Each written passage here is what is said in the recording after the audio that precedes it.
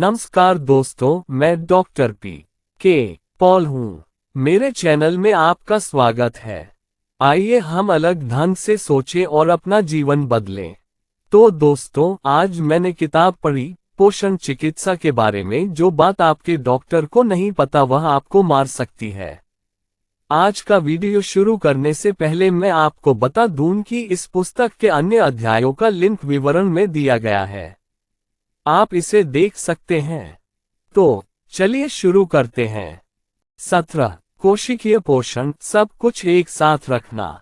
मैंने डॉक्टरों द्वारा अपने मरीजों में सामना की जाने वाली कुछ सबसे निराशाजनक या दर्दनाक बीमारियों के बारे में बात की है, लेकिन अब मुझे एक चिकित्सक की सबसे गहरी संतुष्टि की गवाही देनी चाहिए। सभी उम्र के पुरुषों, महिलाओं और बच्चों को एक दुर्बल करने वाली बीमारी के बाद फिर से पूरी तरह से जीवन जीते हुए देखना। ये लोग अपनी सेहत पर फिर से नियंत्रण कर लेते हैं, बजाय इसके कि उनकी बीमारियां उन्हें नियंत्रित करती हैं। लेकिन यहाँ एक ईमानदार सच्चाई है, मैंने कभी भी मरीजों को केवल पारंपरिक चिकित्सा से इस तरह की प्रतिक्रिया प्राप्त करते नहीं देखा है। आप एक या दो मामलों को देखकर मान सकते हैं कि परिणाम ईश्वर का अलौकिक चमत्कार था, लेकिन ये प्राकृतिक उपचार क्षमता हमेशा से ही रही है। हम अद्भुत और अद्भुत तरीके से बनाए गए हैं। चिकित्सा विज्ञान अब हमें दिखा रहा है कि हमें इन प्राकृतिक उपचार प्रणालियों को अनुकूलित करना होगा जो पहले से ही मौजूद हैं। हमें उपचार में मानवता की सबसे जबरदस्त संपत्ति, मेजबान का लाभ उठाना चाहिए, जो हमारा अपना शरीर है। कभी कभी चिकित्सक को किसी भी तरह का उपचार करने में कठिनाई होती है। किसी भी चिकित्सक को किसी कमजोर प्रतिरक्षा प्रणाली से निपटने से ज्यादा निराशा किसी और चीज से नहीं होती। ऐसा अक्सर उन लोगों के साथ होता है जो पूरी तरह से एड्स से पीड़ित हैं या जो कीमोथेरेप्यूटिक दवाएं ले रहे हैं। इन रोगियों को होने वाले संक्रमण गंभीर और कभी कभी उल्लेखनीय रूप से असामान्य होते हैं। चूंकि रोगी की अपनी प्रतिरक्षा प्रणाली मुश्किल से काम कर रही होती है, इसलिए चिकित्सकों के पास रोगी की इच्छा और प्रार्थना पर अपनी सबसे शक्तिशाली एंटीबायोटिक दवाओं को निकालने के अलावा कोई विकल्प नहीं बचता है कि रोगी प्रतिक्रिया करेगा। इस स्थिति में चिकित्सक को प्रतिरक्षा प्रणाली के महत्व का एहसास होता है, जो कि इष्टतम स्तर पर काम करना। हमारी दवाएं भले ही बढ़िया हों, लेकिन शरीर की अपनी उपचार शक्ति की मदद के बिना वे वास्तव में उतनी प्रभावी नहीं हैं। डॉक्टरों को दवाओं और स्वस्थ प्रतिरक्षा प्रणाली दोनों की आवश्यकता होती है। फिर से यही कारण है कि मैं उच्च गुणवत्ता वाले पोषण संबंधी पूरकों के उपयोग को पूरक चिकित्सा कहता हूँ। पोषण का इष्टतम स्तर आपको याद रखना चाहिए, खासकर अगर आप स्वास्थ्य सेवा व्यवसाय हैं, कि vitamin E, selenium, calcium, magnesium और विटामिन सी केवल पोषक तत्व हैं जो हमें अपने भोजन से प्राप्त होने चाहिए। लेकिन हम उनका अध्ययन करना जारी रखते हैं जैसे कि वे दवाएं हों। दवाओं को सुरक्षित और प्रभावी होने के लिए कठोर नैदानिक परीक्षणों से गुजरना चाहिए, क्योंकि वे सिंथेटिक पदार्थ हैं जो चिकित्सीय परिणाम बनाने के लिए प्राकृतिक एंजाइम सिस्टम को बाधित करते हैं। पिछले अध्याय में मैंने पोषण संबंधी पूरक द्वारा उत्पन्न संभावित सुरक्षा जोखिमों पर चर्चा की, लेकिन जोखिम कम है, खासकर दवाओं की तुलना में। ऐसा इसलिए है क्योंकि vitamin E, vitamin C, selenium और इसी तरह के अन्य पदार्थ वास्तव में प्राकृतिक पदार्थ हैं जो प्राकृतिक एंजाइम, एंटीऑक्सीडेंट और प्रतिरक्षा प्रणाली का समर्थन करते हैं। चूंकि अब हमारे पास पोषण संबंधी पूरक बनाने के साधन हैं, इसलिए हम इन पोषक तत्वों को इष्टतम स्तरों पर प्रदान करने में सक्षम हैं। इष्टतम स्तर वे स्तर हैं जो चिकित्सा साहित्य में स्वास्थ्य लाभ प्रदान करने के लिए दिखाए गए हैं। ये आरडीए स्तर नहीं है, अध्याय 16 देखें। जब इन पोषक तत्वों को इन इष्टतम स्तरों पर पूरक के रूप में संयोजित और एक साथ लिया जाता है, तो परिणाम बस आश्चर्यजनक होते हैं। सेलुलर पोषण का मतलब है कोशिका को सभी पोषक तत्व इष्टतम स्तर पर प्रदान करना।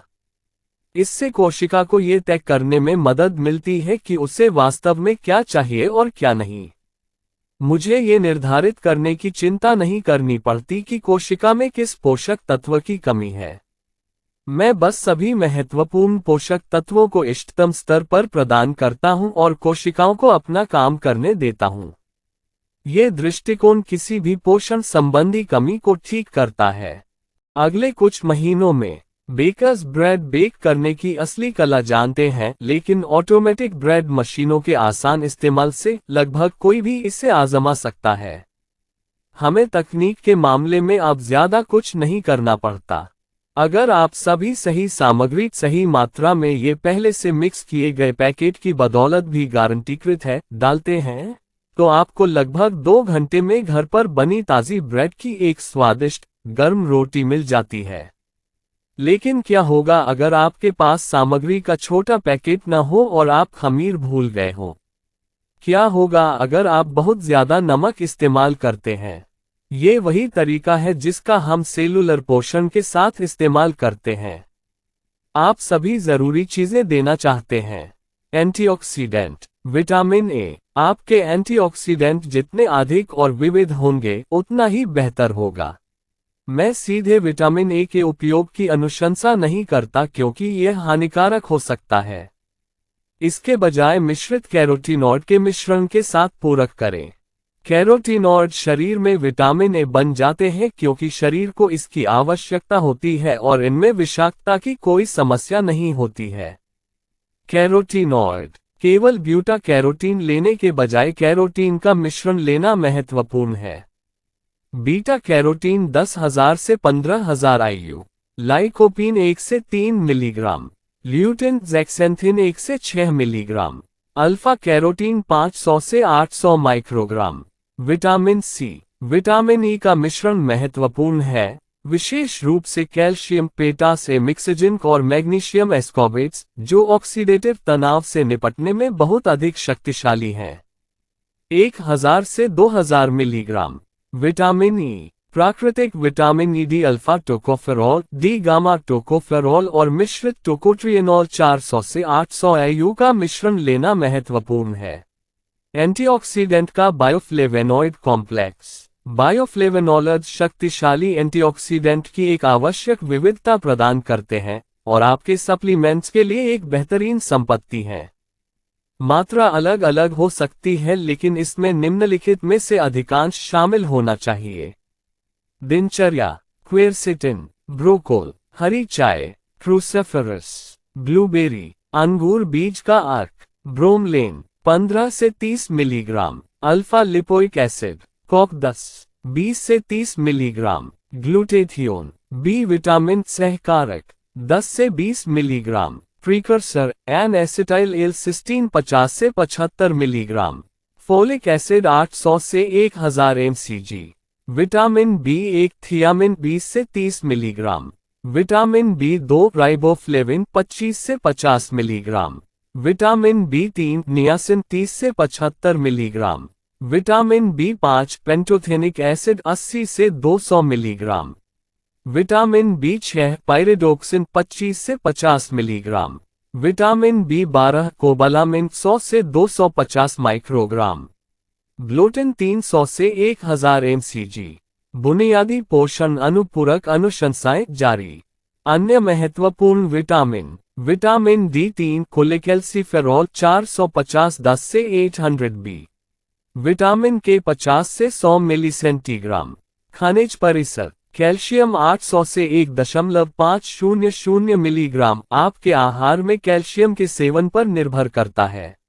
मैग्नीशियम 500 से 800 मिलीग्राम, जिंक 20 से 30 मिलीग्राम, सेलेनियम 200 इनका आदर्श है, क्रोमियम 200 से 300 mcg, तांबा 1 से 3 मिलीग्राम, मैंगनीज 3 से 6 मिलीग्राम, वेनेडियम 30 से 100 mcg, लोडेन 100 से 200 mcg, मोलिब्डेनम -50 से 100 mcg।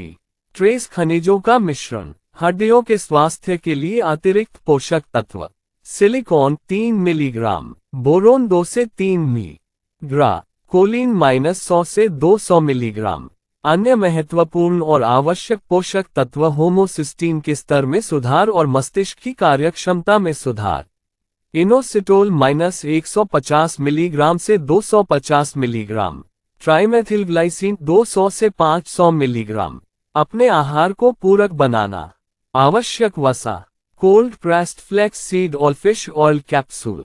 फाइबर अनुपूरक, घुलनशील और अघुलनशील फाइबर का मिश्रण 10 से 30 मिलीग्राम। आपके आहार में फाइबर की खपत पर निर्भर करता है, आदर्श 35 से 50 ग्राम कुल फाइबर प्रतिदिन है।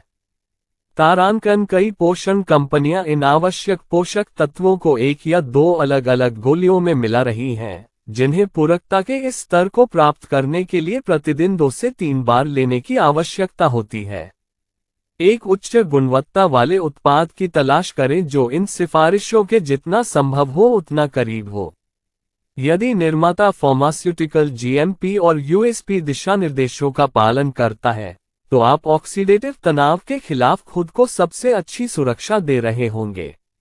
आवश्यक वसा और फाइबर अतिरिक्त पोषक तत्व प्रदान करते हैं जो आमतौर पर पश्चिमी आहार में अनुपस्थित होते हैं। कोशिका में वह सब कुछ मौजूद है जो उसे अपनी इष्टतम क्षमता पर संचालित करने के लिए आवश्यक है। आपके स्वास्थ्य की सुरक्षा। जीर्ण अपक्षयी रोग का मूल कारण पोषण ही वास्तविक निवारक दवा है। मुझे एहसास है कि मेरे अधिकांश पाठक अच्छे स्वास्थ्य का आनंद लेते हैं और विकसित होते हैं। हालांकि ऐसे कई मरीजों की कहानियां हैं जो गंभीर बीमारी से पीड़ित थे और फिर से अपने स्वास्थ्य पर नियंत्रण पाने में सक्षम थे। हर कोई इस बात से सहमत होगा कि स्वास्थ्य को बनाए रखना इसे फिर से हासिल करने की कोशिश करने से कहीं ज्यादा आसान है। इन्हीं सिद्धांतों को लागू करके आप जो अच्छे स्वास्थ्य में हैं, इन पुरानी अपक्षयी बीमारियों के विकास के जोखिम को कम कर सकते हैं। और आप में से जो लोग अपने स्वास्थ्य से जूझ रहे हैं, वे अपने शरीर को पुरानी बीमारी से लड़ने के लिए सशक्त बना सकते हैं, भले ही उसे उलट न सकें। जब आप एक स्वस्थ आहार, मध्यम व्यायाम कार्यक्रम और सेलुलर पोषण को जोड़ते हैं, तो आप हमेशा स्वास्थ्य के मामले में जीतते हैं। क्या यह आपका लक्ष्य नहीं है? सच तो यह है कि एक सेब प्रतिदिन खाने से डॉक्टर दूर नहीं रहेंगे। आज आपको अपने सेब और अपने संतुलित आहार के बाकी हिस्से को उच्च गुणवत्ता वाले पोषक तत्वों से भरपूर बनाने की जरूरत है। यहाँ मैं आपको उन बुनियादी पोषक तत्वों के बारे में सलाह देना चाहता हूँ जिनकी आपको अपने शरीर के लिए इष्टतम सेलुलर पोषण प्रदान करने के लिए जरूरत है। जब आप इन सभी पोषक तत्वों को इष्टतम स्तरों पर प्रदान करते हैं, तो आपके शरीर को पोषण संबंधी पूरकता से मिलने वाले सभी स्वास्थ्य लाभ मिलते हैं। एलडीएल कोलेस्ट्रॉल ऑक्सीकरण के प्रति अधिक प्रतिरोधी होता है। होमोसिस्टीन का स्तर कम हो जाता है। आपकी आंखों को सूरज की रोशनी से अधिक एंटीऑक्सीडेंट सुरक्षा मिलती है। फेफड़ों को इष्टतम सुरक्षा मिलती है। आप अपनी प्रतिरक्षा और एंटीऑक्सीडेंट रक्षा प्रणाली को बढ़ाते हैं। आप हृदय रोग, स्ट्रोक, कैंसर, धब्बेदार पतन, मोतियाबिंद, गठिया, अल्जाइमर, डिमेंशिया, पार्किंसंस विकसित होने के जोखिम को कम करते हैं। रोग, अस्थमा, मधुमेह, एमिस, ल्यूपस और भी बहुत कुछ। याद रखें, हमारी तनावपूर्ण जीवन शैली के साथ मिलकर यह विषाक्त दुनिया यह अनिवार्य बनाती है कि हमारी प्रतिरक्षा प्रणाली और एंटीऑक्सीडेंट रक्षा प्रणाली सभी सिलेंडरों पर काम कर रही हो। अनुकूलक। कभी कभी एक मरीज को तालिका 1 में सूचीबद्ध पोषक तत्वों से अधिक की आवश्यकता होती है। यदि एक मरीज स्थायी थकान या एक पुरानी अपक्षयी बीमारी से पीड़ित है, तो वह सामान्य से भी अधिक ऑक्सीडेटिव तनाव में है। इसलिए मैं ऑप्टिमाइज कहता हूं उसे जोड़ता हूं अपने पूरक कार्यक्रम के लिए। ये एंटीऑक्सीडेंट हैं जो बेहद शक्तिशाली साबित हुए हैं। पोषण कंपनियां लगातार अधिक से अधिक शक्तिशाली एंटीऑक्सीडेंट की तलाश कर रही हैं, लेकिन वर्तमान में सबसे अच्छा अंगूर के बीज का ईमोर है जो प्रोएंथेसाइनिडिन से भरा हुआ है। ये बहुत शक्तिशाली है और अर्क जो बायोफ्लेवोनॉइड्स नामक एंटीऑक्सीडेंट के समूह में आते हैं, फलों के क्रिडेंट भागों में पाए जाते हैं। अंगूर के बीज का अर्क ऐसे एंटीऑक्सीडेंट प्रदान करता है जो विटामिन ई से 50 गुना अधिक शक्तिशाली होते हैं और विटामिन सी से 20 गुना अधिक शक्तिशाली होते हैं जब अन्य सभी एंटीऑक्सीडेंट और सहायक पोषक तत्वों के साथ उपयोग किया जाता है। अकेले इस्तेमाल किए जाने पर यह विटामिन ई से केवल 6 से 7 गुना अधिक शक्तिशाली और विटामिन सी से 3 से 4 गुना अधिक शक्तिशाली होता है।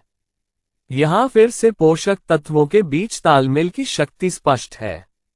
अंगूर के बीज के अर्क की सबसे महत्वपूर्ण विशेषताओं में से एक को न भूलें कि यह रक्त मस्तिष्क अवरोध को आसानी से पार कर जाता है। अध्याय 13 देखें। दूसरे शब्दों में यह मस्तिष्क, रीढ़ की हड्डी और नसों के आसपास के तरल पदार्थ में सबसे आसानी से पहुंच जाता है। थके हुए रोगियों के लिए मैं आमतौर पर उनकी समस्या की गंभीरता के आधार पर कम से कम 100-200 मिलीग्राम अंगूर के बीज का अर्क जोड़ने की सलाह देता हूं। आमतौर पर मेरे रोगियों को एक महत्वपूर्ण सुधार देखने और फिर से सामान्य महसूस करने में केवल 4 से 6 सप्ताह लगेंगे। वे वास्तव में इस बिंदु पर अपने ऑप्टिमाइजर को वापस ले सकते हैं, जब तक कि वे अच्छा प्रदर्शन करना जारी रखते हैं। जो मरीज पहले से ही एमएस, हृदय रोग, ल्यूपस, क्रोहन, कैंसर या पार्किंसंस जैसी पुरानी अपक्षयी बीमारी से पीड़ित हैं, वे पहले से ही गंभीर संकट में हैं। इस स्थिति में यहां तक कि सामान्य रोजमर्रा के फ्री रेडिकल उत्पादन से वसा, प्रोटीन और कोशिका के डीएनए को महत्वपूर्ण ऑक्सीडेटिव क्षति होती है। मरम्मत प्रणाली इतनी अभिभूत हो जाती है कि वे इस क्षति को बनाए रखने और मरम्मत करने में सक्षम नहीं होते हैं। इन रोगियों को काफी अधिक शक्तिशाली एंटीऑक्सीडेंट की आवश्यकता होती है यदि उन्हें अपनी बीमारी को पकड़ने और अपने स्वास्थ्य को सुधारने की कोई उम्मीद है। फिर से इस स्थिति में मैं ये भी अनुशंसा करता हूं कि तालिका 1 में अनुशंसित बुनियादी सेलुलर पोषण कार्यक्रम में ऑप्टिमाइजर जोड़े जाएं। पहला ऑप्टिमाइजर जो मैं आमतौर पर चुनता हूं वह है अंगूर के बीज का अर्क, लेकिन पुरानी बीमारी से जूझ रहे लोगों के लिए मैं आमतौर पर थकान वाले रोगियों की तुलना में बहुत अधिक खुराक की सलाह देता हूं। अन्य optimiser CoQ10, glucosamine sulphate, lutein, zeaxanthin, niacin, magnesium और कैल्शियम होंगे। निम्नलिखित मूल सिद्धांत और पोषक तत्व हैं जिनका उपयोग मैं इन विभिन्न पुरानी अपक्षयी बीमारियों में अनुकूलक के रूप में करता हूं। मेरे सभी मरीज तालिका 1 में बताए गए पोषक तत्व ले रहे हैं। फिर मैं इस मूल में अतिरिक्त अनुकूलक जोड़ता हूं। प्रत्येक व्यक्तिगत मामले की गंभीरता के अनुसार सेलुलर पोषण कार्यक्रम की सिफारिश करें। अंगूर के बीज के अर्क के अलावा अनुकूलक में कॉक10। यह न केवल एक शक्तिशाली एंटीऑक्सीडेंट है, बल्कि यह कोशिका के भीतर ऊर्जा के निर्माण के लिए भी आवश्यक है। इसके अलावा कॉक10 प्रतिरक्षा प्रणाली को बढ़ाने में एक बहुत ही महत्वपूर्ण पोषक तत्व है। अधिकांश है। नोट: KEX010 को अवशोषित करना मुश्किल है। मैं निम्नलिखित अनुशंसा में डॉगडरी फॉर्म के लिए स्तर दे रहा हूं। नोट: यदि आप कॉक10 का जी जेल या सॉफ्ट जेल फॉर्म लेते हैं तो कोकोडॉफ 710 की आवश्यकता होगी। विशिष्ट अनुकूलक इन विशेष रोगों में से प्रत्येक के लिए तालिका 1 में पोषक तत्वों को जोड़ने की अनुशंसा की जाती है। दिल की बीमारी: मैं लगभग 100 मिलीग्राम अंगूर के बीज का अर्क और कॉक10 के साथ साथ कुछ अतिरिक्त मैग्नीशियम लगभग 200 से 300 मिलीग्राम प्रतिदिन लेता हूं। मुझे लगता है कि इन रोगियों के लिए एक बुनियादी उत्पाद लेना महत्वपूर्ण है जिसमें तालिका 1 में उल्लिखित विटामिन ई का मिश्रण होता है। यदि किसी व्यक्ति का होमोसिस्टीन स्तर तालिका 1 में सूचीबद्ध बी विटामिनों से 7 से नीचे नहीं गिरता है, तो मैं रोगी के उपचार में 1-5 ग्राम TMG ट्राइमेथिलग्लिसिन जोड़ूंगा। कार्डियोमायोपैथी: मैं मरीज के उपचार में 300-600 मिलीग्राम कॉक10 के साथ साथ कुछ अतिरिक्त मैग्नीशियम और 100 मिलीग्राम अंगूर के बीज का अर्क भी शामिल करता हूं। मरीजों को आमतौर पर 4 महीने के भीतर असर दिखाई देगा। कॉक10 बहुत सुरक्षित है और देश के शीर्ष शोधकर्ता मरीज को कम खुराक पर असर न होने पर प्रतिदिन 600 मिलीग्राम तक बढ़ाने में सहज महसूस करते हैं। हालांकि कुछ हृदय रोग विशेषज्ञ इन उच्च स्तरों पर दबाव डालने से पहले आपके रक्त में कॉक10 की मात्रा पर रक्त स्तर परीक्षण करना पसंद करते हैं। कैंसर रोगी: सभी तरह के कैंसर के लिए एक सरल सूत्र देना मुश्किल है। लेकिन अगर कैंसर के फैलने का कोई सबूत नहीं है, या सर्जन का मानना है कि उसने इसे पूरी तरह से हटा दिया है, तो मैं अंगूर के बीज के अर्क और कॉक 10 में से प्रत्येक 200 मिलीग्राम जोड़ूंगा। अगर मरीज को मेटास्टेटिक कैंसर, फैला हुआ कैंसर है, तो मैं 500-600 मिलीग्राम कॉक 10 के साथ 300 मिलीग्राम अंगूर के बीज के अर्क की सिफारिश करूंगा। बच्चे 8 से 15 वर्ष की आयु के बच्चों को अनुशंसित स्तर का केवल आधा हिस्सा लेना चाहिए और अंगूर के बीज के अर्क और कॉक 10 का आधा हिस्सा लेना चाहिए। चकत्तेदार अधपतन। इस स्थिति वाले रोगियों के लिए एक मुख्य रूप से तालिका 1 में पाए गए पोषक तत्वों में 300 मिलीग्राम अंगूर के बीज का अर्क मिलाता है। मैं इस व्यवस्था में लगभग 6-12 मिलीग्राम अतिरिक्त ल्यूटिन भी मिलाता हूं। मैंने पाया है कि अगर इन रोगियों में सुधार होने वाला है, तो ये पहले 4 महीनों के भीतर होगा। मल्टीपल स्क्लेरोसिस MS के मेरे रोगियों ने दिखाया है कि कम से कम 400 मिलीग्राम अंगूर के बीज का अर्क, 200-300 मिलीग्राम कॉक 10 और यहां तक कि कुछ अतिरिक्त 500 से 1000 मिलीग्राम विटामिन सी इस बीमारी में मददगार हो सकता है। मैं अपने MS रोगियों को चेतावनी देता हूं कि उन्हें कोई सुधार देखने में 6 महीने से अधिक समय लग सकता है। ल्यूपस और ग्रोहन रोग। इन रोगियों को मूल सप्लीमेंट्स में लगभग 300 मिलीग्राम अंगूर के बीज का अर्क और 200 मिलीग्राम कॉक 10 की आवश्यकता होती है। फिर से, अगर इन रोगियों में सुधार होता है, तो यह आमतौर पर लगभग 6 महीने बाद होता है। पुराने ऑस्टियोआर्थराइटिस। मैं 1500-2000 मिलीग्राम ग्लूकोसामाइन सल्फेट और लगभग 100-200 मिलीग्राम अंगूर के बीज का अर्क मिलाता हूं। अगर मरीजों को लगता है कि इससे मदद मिलती है, तो मुझे कोई परेशानी नहीं है अगर वे 400 से 600 मिलीग्राम चोनरोइटिन सल्फेट या 100 मिलीग्राम MSM भी मिलाते हैं। मुझे नहीं लगता कि इस समय चिकित्सा साक्ष्य इतने मजबूत हैं कि उन्हें ऑप्टिमाइजर के रूप में पूरी तरह से अनुशंसित किया जा सके। रूमेटाइड गठिया। फिर से मैं 1500-2000 milligram glucosamine sulphate, 300 milligram CoQ 10, 400 milligram अंगूर के बीज का अर्क और 200 मिलीग्राम अतिरिक्त मैग्नीशियम और कैल्शियम मिलाता हूं। और मैं रोजाना 3 से 4 मछली के तेल के कैप्सूल या 2 चम्मच कोल्ड प्रेस्ड फ्लैक्स सीड मिलाकर ओमेगा 3 फैटी एसिड बढ़ाता हूं।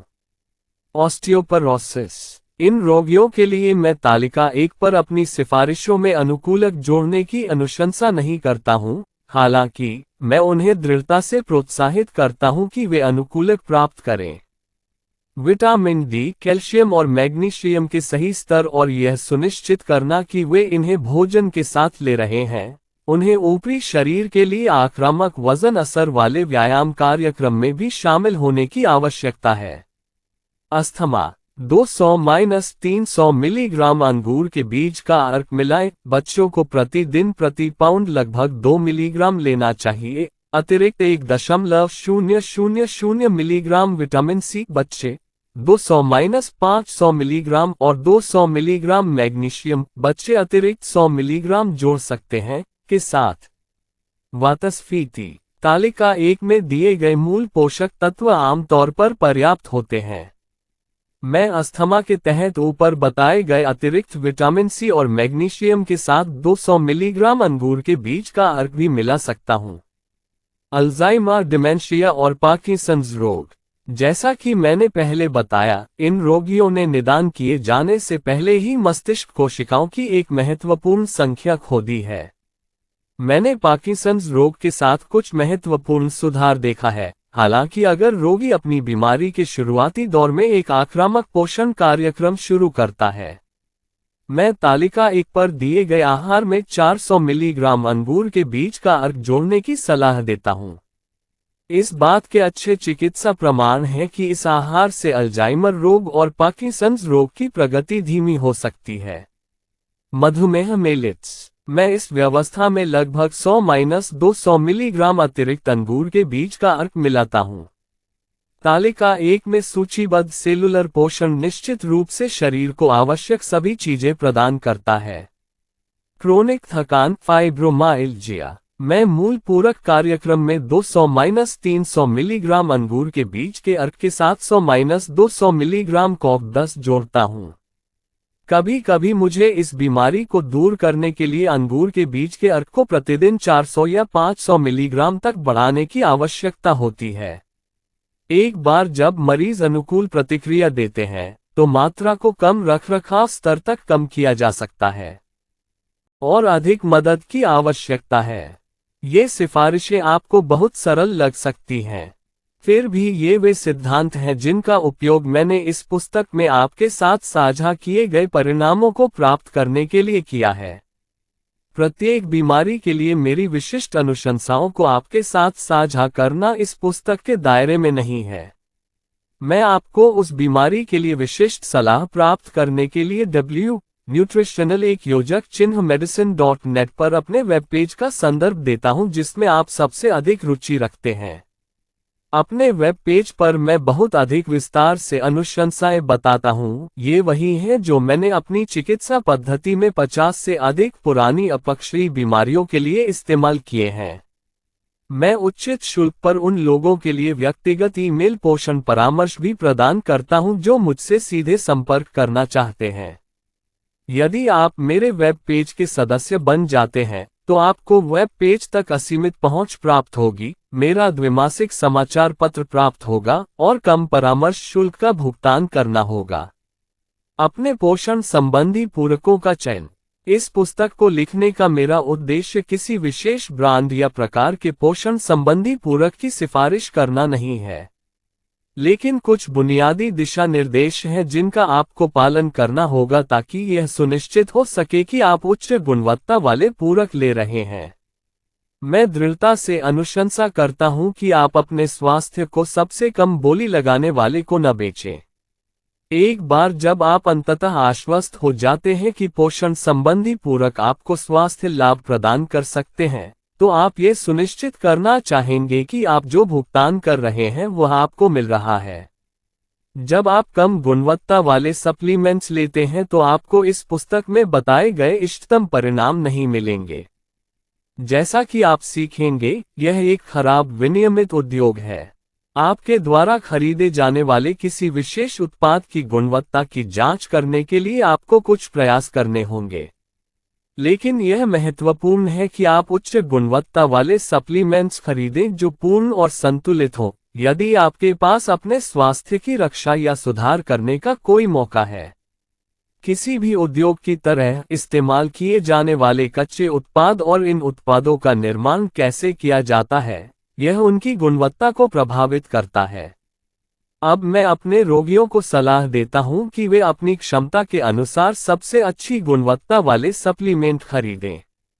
हर किसी को अपने स्वास्थ्य के महत्व और उसके मूल्य का आकलन करने की आवश्यकता है।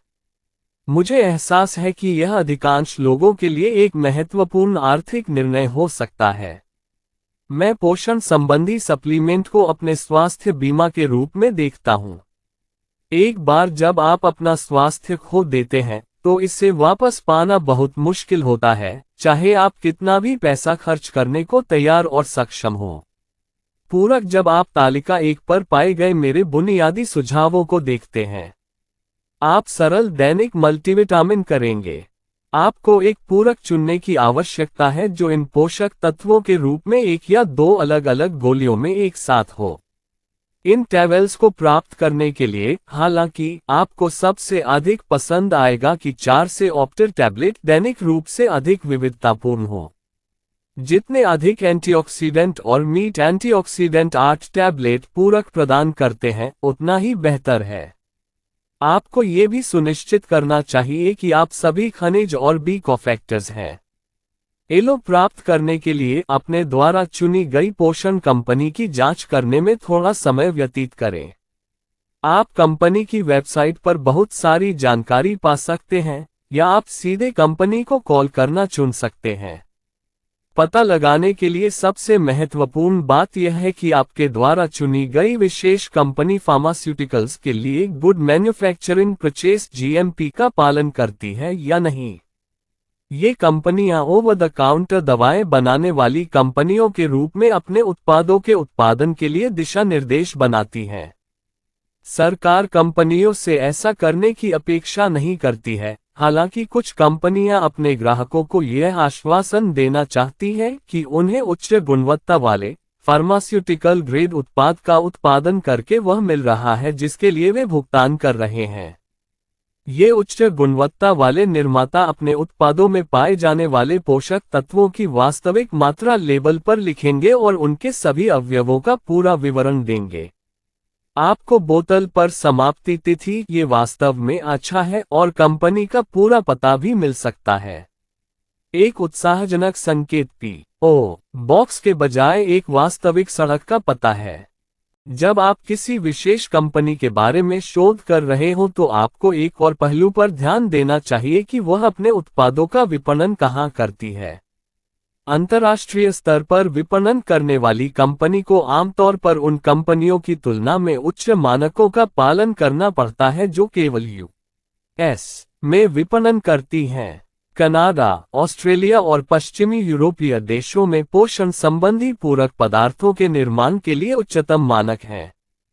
इनमें से कुछ देश समय समय पर इन विनिर्माण संयंत्रों के ऑन साइट निरीक्षण करने के लिए अधिकारियों को भी भेजते हैं।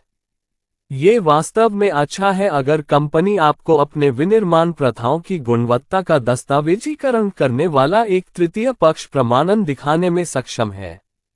क्या ये सब बहुत ज्यादा पेचीदा लगता है?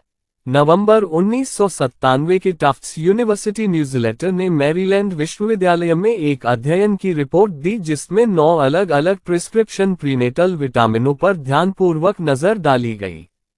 उन्होंने इस बात पर ध्यान नहीं दिया कि उनमें क्या था, ये देखने के बजाय उन्होंने ये देखा कि क्या वे घुले भी हैं। यदि गोली भी नहीं घुलती है तो इससे कोई फर्क नहीं पड़ता कि उसमें क्या है। उन्होंने पाया कि 9 प्रसव पूर्व विटामिनों में से केवल 3 ही घुले। ये सही है कि 9 में से केवल 3 ही घुले। जो गोलियां घुली थीं, उनका उत्पादन यूएस फार्माकोपिया यूएसपी मानकों के तहत किया गया था। ये सरकारी दिशा निर्देश हैं जो आपको और मुझे आश्वस्त करते हैं कि दवाएं और सप्लीमेंट टैबलेट हमारे शरीर द्वारा अवशोषित हो जाएंगी। अगर कंपनी अपनी गोलियों के विघटन के लिए यूएसपी मानकों का पालन नहीं करती है तो फार्मास्यूटिकल जीएमपी बेकार है। यूएसपी दिशा निर्देशों का पालन करने वाली कंपनी का चयन करना निश्चित रूप से सही दिशा में उठाया गया कदम है। कभी कभी विभिन्न कंपनियों द्वारा अपनी विनिर्माण प्रक्रिया में उपयोग किए जाने वाले गुणवत्ता नियंत्रण के बारे में जानकारी प्राप्त करना काफी कठिन होता है। आज बाजार में उपलब्ध पोषण संबंधी पूरकों की संख्या ही आपको अभिभूत कर सकती है। हर कंपनी इस बेहद प्रतिस्पर्धी बाजार में अपनी जगह बनाने की कोशिश कर रही है। मार्केटिंग प्रचार को देखें और उनके पोषण संबंधी उत्पादों की पूर्णता और गुणवत्ता के मूल तक पहुंचने का प्रयास करें। उम्मीद है कि ये दिशा निर्देश मददगार होंगे। यदि आप इतिहास की शुरुआत से अब तक की सभी चिकित्सा प्रगति को 24 घंटे की अवधि में रखते हैं, तो इस पुस्तक में प्रस्तुत चिकित्सा साक्ष्य पिछले 5 या 6 सेकंड में घटित हुए होंगे। यह अत्याधुनिक चिकित्सा अनुसंधान है। अधिकांश चिकित्सकों और स्वास्थ्य सेवा चिकित्सकों को अभी भी इस शोध को आम आदमी के लिए व्यावहारिक बनाने के लिए आगे आना है। चाहे जो भी हो, सेलुलर पोषण की सरल अवधारणा ऑक्सीडेटिव तनाव के अंतर्निहित खतरे से खुद को बचाने का सबसे अच्छा तरीका है। एक स्वस्थ आहार, एक मामूली व्यायाम कार्यक्रम और सेलुलर पोषण को मिलाकर आप अपने स्वास्थ्य की रक्षा करने या इसे खोने के बाद इसे पुनः प्राप्त करने का सबसे अच्छा मौका दे रहे हैं। आपने पूरक चिकित्सा की शक्ति सीख ली है। इस पुस्तक में प्रस्तुत की गई सच्ची नैदानिक कहानियों की विविधता हमारे शरीर में मौजूद अद्भुत उपचार शक्ति को दर्शाती है। जिन रोगियों की कहानियां मैंने आपके साथ साझा की हैं, उनमें अभी भी उनकी अंतर्निहित बीमारियां हैं और कई अभी भी काफी मात्रा में दवाएं ले रहे हैं, फिर भी वे जीवन को पूरी तरह से जी रहे हैं। जब चिकित्सक इस सब से जबरदस्त संपत्ति का लाभ उठाते हैं, यदि हम अपने शरीर में इस वायरस के महत्व को नकारने के बजाय इसे सहयोग प्रदान करें, तो अभूतपूर्व नैदानिक सुधार संभव है। ट्रिसिया रोड्स ने अपनी शक्तिशाली पुस्तक टेकिंग अप योर क्रॉस में हमारे लिए एक गहन और उपयुक्त ज्ञान साझा किया है। हमेशा जीवन की संक्षिप्तता, मृत्यु की निश्चितता और अनंत काल की लंबाई को याद रखें।